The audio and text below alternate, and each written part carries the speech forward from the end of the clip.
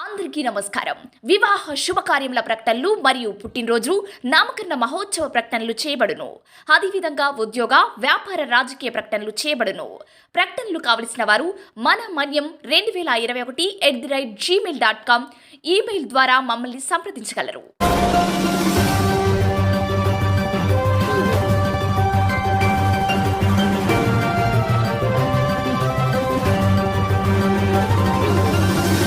మన మనీ న్యూస్కి స్వాగతం.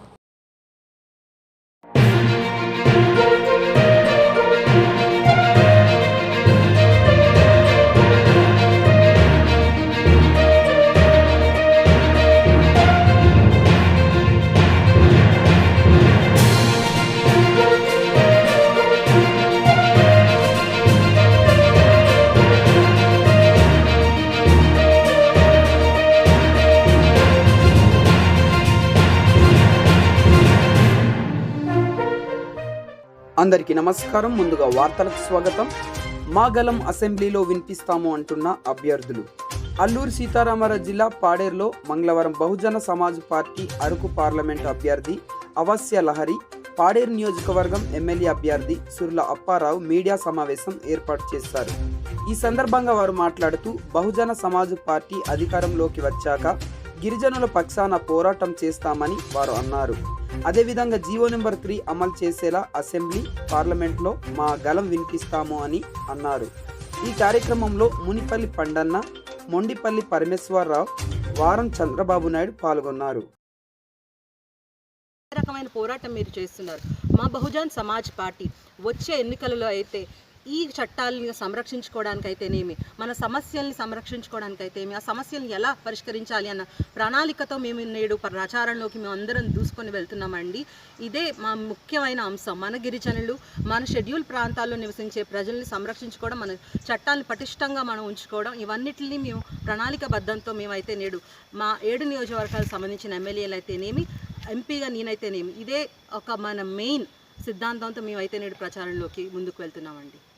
అక్రమ కట్టడాలు కానీ వేరే ఏవైతే మన 1/70 యాక్ట్ ముఖ్యంగా మనకి ఏం తెలియజేస్తుందంటే, షెడ్యూల్ ట్రైబ్ అంటే షెడ్యూల్ ట్రైబ్ అయితేనే ఆ భూమిలో ఏదైనా చేసుకోగలగాలి, లేదా అక్కడ ఉన్న భూములు కొనుగోలు చేసుకోవాలి. నేడు ఇతర వ్యక్తులు అంటే ఒక ఫ్రాడ్ సర్టిఫికేట్, ఒక ఎస్టీ సర్టిఫికేట్ని వాళ్ళు దొంగతనంగా చేయించుకొని నేడు భూములు ఇక్కడ కొనడం జరుగుతుంది. దీనికి వెసులుబాటు కల్పిస్తుంది మన నాయకులు. అది మనం అర్థం చేసుకోవాలి. అయితే మేము వేస్తాము. ఎందుకంటే నేను చెప్పినట్టు నేడు చాలామంది యువత పీజీలు చేసి, డిగ్రీలు చేసి ఖాళీగా కూర్చోవలసిన పరిస్థితి అయితే ఏర్పడింది. ఎందుకంటే కార్పొరేట్ జాబులు మనం తెచ్చుకోవడం, ఇప్పుడు కార్పొరేట్ జాబులు కూడా తీసివేయాల్సిన పరిస్థితి. అలాంటి జాబులు తెచ్చుకోవడం మన వల్ల అయితే అది చాలా కష్టమైన పరిస్థితి. మన వాళ్ళ కోసం మనకు పొందుపరిచిన జీవో నెంబర్ 3 అనే చట్టం ఏదైతే ఉందో అది మనం సంరక్షించుకోవాలి. ఎందుకంటే ఎంతోమంది యువత ఎంతో స్కిల్స్ ఉన్నా కూడా చేతకానితనంగా వాళ్ళ ఇంట్లో ఉండిపోవాల్సి వస్తుంది. ఎందుకంటే ప్రభుత్వం మనకు ఆ ఉద్యోగ అవకాశాలు కల్పించలేదు. కాబట్టి ఖచ్చితంగా జీవో నెంబర్ 3 కోసం మేము గట్టి పోరాటం అయితే మేము వచ్చాక గట్టిగా చేస్తాం. కాపాడుకోవాలన్నా, లేదంటే మన ఆదివాసీ హక్కులు కాపాడుకోవాలన్నా ఖచ్చితంగా ఎంపీ గారికి, ఎమ్మెల్యే గారికి గెలిపించుకోవాల్సిన బాధ్యత ఈ ఆదివాసులపైన ఉందని, ఈ చట్టాలను కాపాడుకునే బాధ్యత కూడా ఆదివాసులపైన ఉందని మేమైతే ఖచ్చితంగా భావిస్తున్నాం. ఖచ్చితంగా మేము గ్రామాల్లోని మేము వెళ్తున్నప్పటికీ చాలా సమస్యలు మాలాగా ఇప్పుడు వరకు మరి మిగతా వైసీపీ కానీ, టీడీపీ కానీ, జనసేన కానీ, ఇంకా కూటమి ఏర్పడిన బీజేపీ పార్టీలుగా కూడా చాలా గ్రామాల్లో వెళ్ళలేని పరిస్థితి ఉంది.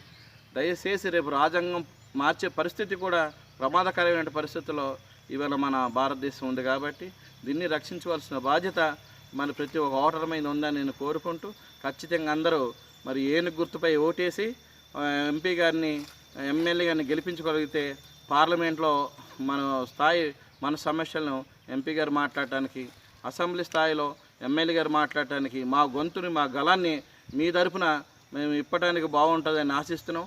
ఖచ్చితంగా మీరందరూ ఏనుగు గుర్తుకు ఓటేసి మమ్మల్ని అసెంబ్లీకి, పార్లమెంట్కి పంపించాలని మన ఆదివాసులకి మరి మా తరపున, విలేకరుల తరపున, మరి అందరి తరపున మేము ప్రత్యేకంగా జేబీఎం తెలియజేసుకుంటున్నాం. జై భీమ్, జై భారత్. మన మన్యం వార్తా విశేషాలను వీక్షించేందుకు మన మన్యం న్యూస్ యూట్యూబ్ ఛానల్ని సబ్స్క్రైబ్ చేసుకోండి. అలాగే మీ ఫ్రెండ్స్ అండ్ ఫ్యామిలీ మెంబర్స్కి షేర్ చేయండి. అలాగే లైక్ చేయండి, కామెంట్ చేయండి. మా అప్డేట్స్ ఎప్పటికప్పుడు మీ మొబైల్ ఫోన్లో నోటిఫికేషన్ రూపంలో కావాలంటే పక్కనే ఉన్న బెల్ ఐకాన్ మీద క్లిక్ చేయండి. Thank you for watching.